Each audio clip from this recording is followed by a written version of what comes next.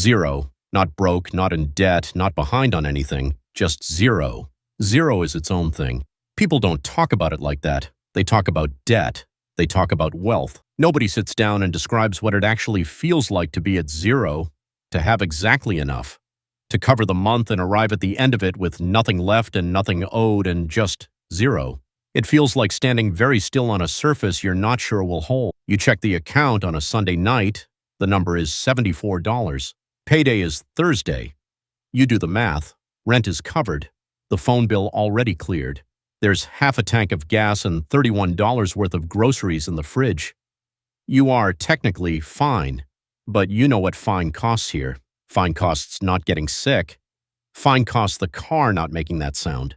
Fine costs nobody's birthday being this week and the electricity bill not running higher than last month. Fine at zero is a negotiation with every variable you can't control. You don't talk about it. Who would you tell? Everyone around you is doing the same math.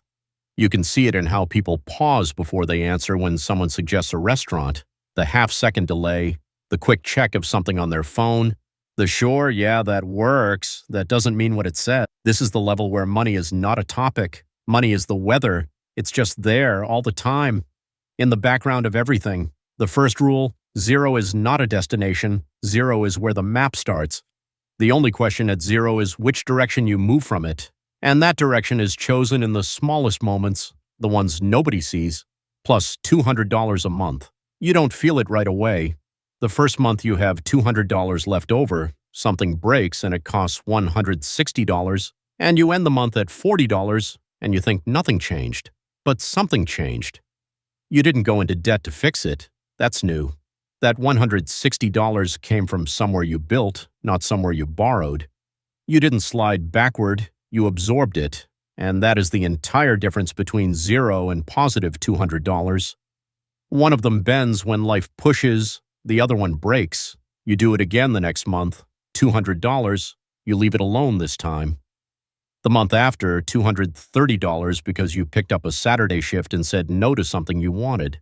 You have $430 sitting in a savings account you opened on a Tuesday at 11 p.m. because you couldn't sleep and decided to do one useful thing.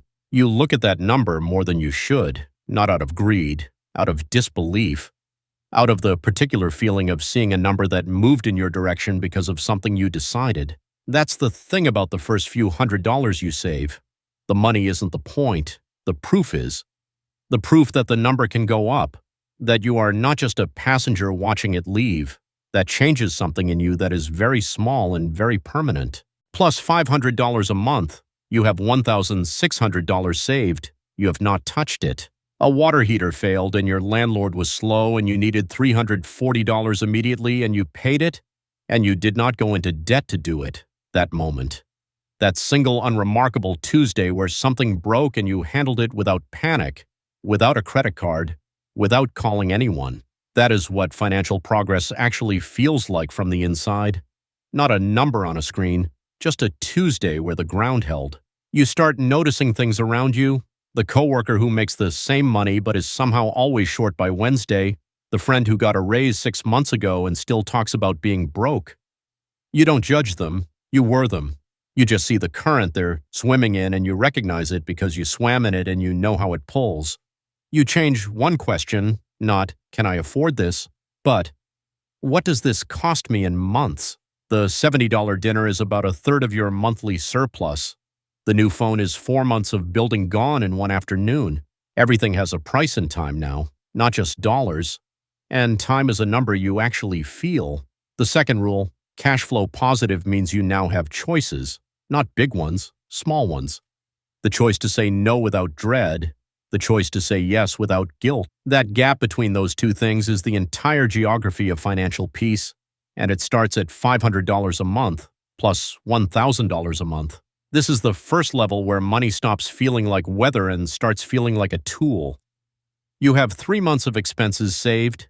You move it to a high-yield savings account because you read something about it at midnight and spent 40 minutes deciding and then did it. The first month you earned $22 in interest, $22 you did not work for.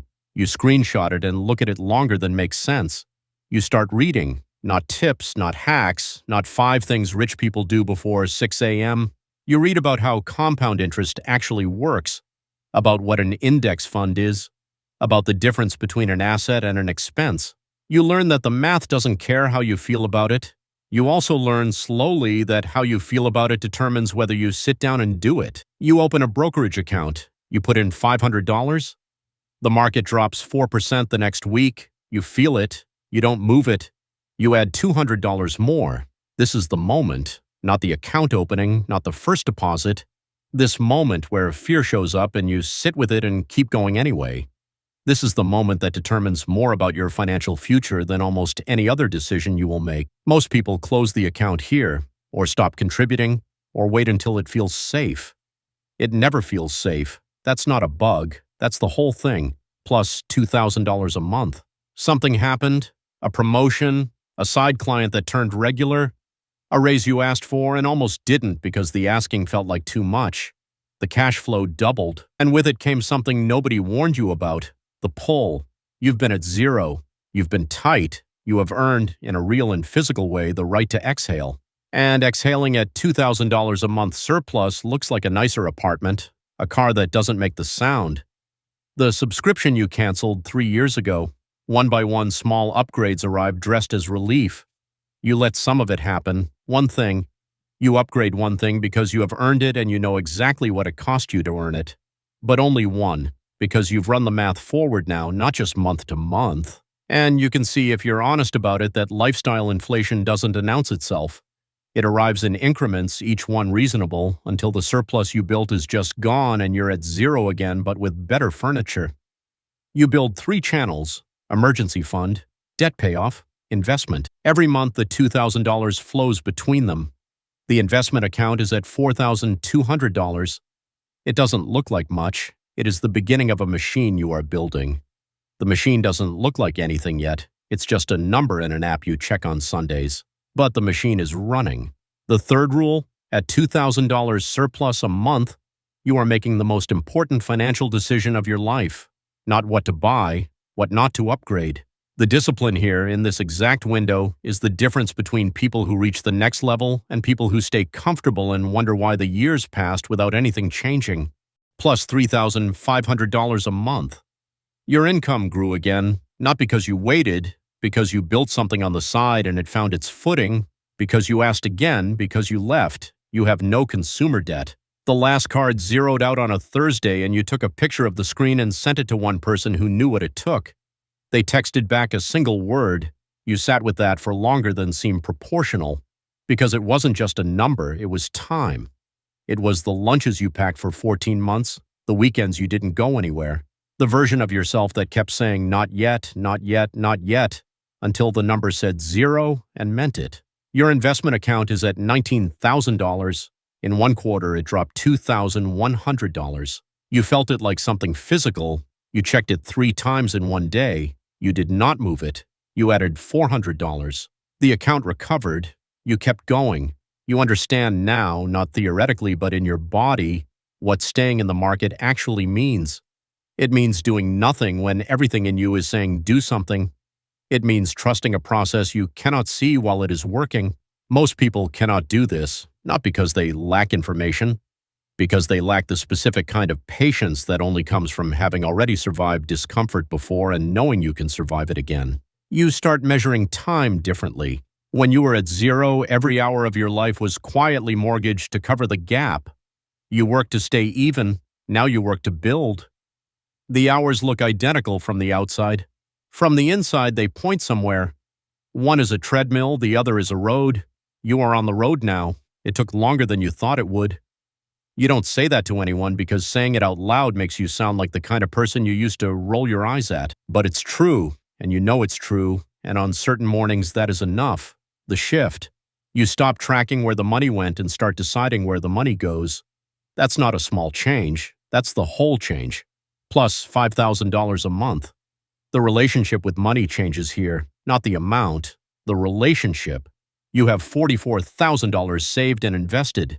Your investments earned $3,200 last year without you lifting a finger. You didn't calculate for it. You didn't schedule extra hours to earn it. It arrived because you had put money somewhere that works while you sleep, and it worked. You own a piece of something that earns independently of your effort, not a large piece, but yours. And that is the thing about assets that you could not have understood at zero. At zero, money was what you traded time for, always a direct exchange. 1 hour, this many dollars, done. An asset breaks that equation. It earns in a direction that isn't attached to your calendar. That distinction sounds simple. Living on the other side of it feels like a different country. You stop asking if you can afford things. You ask what you're optimizing for. That's a different question. It assumes you have room to choose. You do. Actual room. Not someday room, not theoretically if everything goes right room, right now room, today room.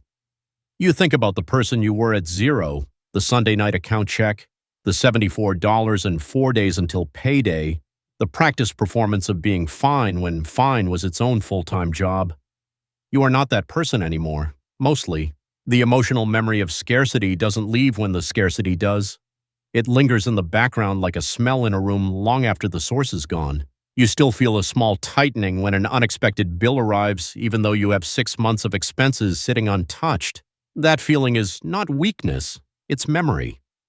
It's the part of you that remembers exactly what zero cost and decided quietly, permanently, never again. The fourth rule: at $5,000 surplus a month, you are no longer managing cash flow, you are directing it. The money has a job now, multiple jobs, and your only job is to make sure none of them are working against each other, plus $10,000 a month. You don't announce it.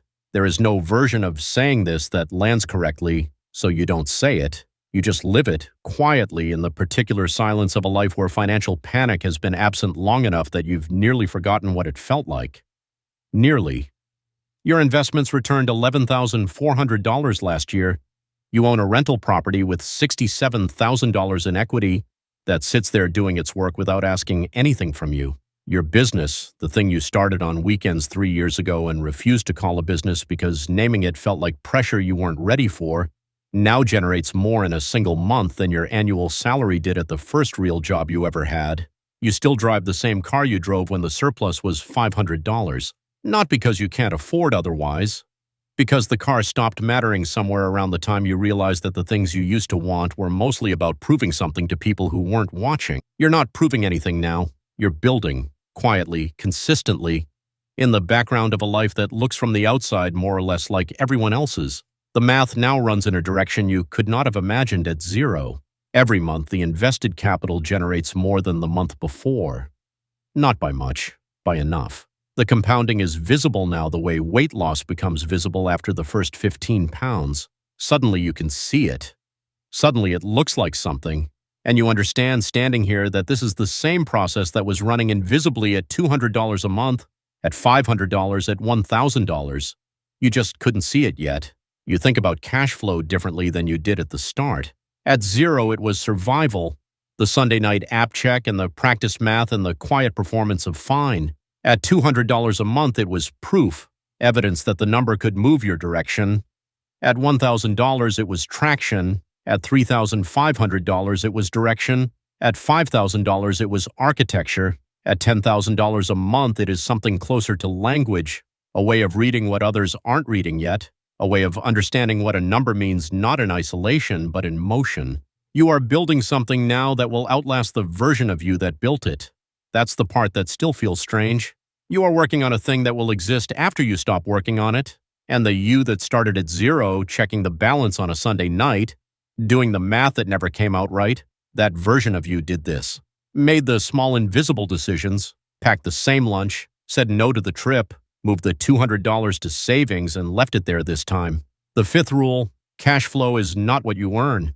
It is the distance between what comes in and what goes out, at every income, in every city, in every career.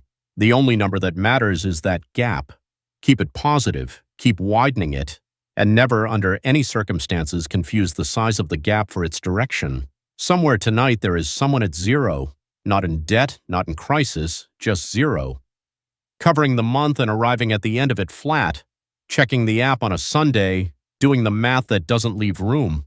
They think the problem is the number. It is not the number. The number is just the current score. The game is the gap between what comes in and what goes out. And the gap changes one decision before it changes permanently. It starts at zero for everyone, at every income level, in every country. Regardless of what came before or what comes after, it always does. It always will.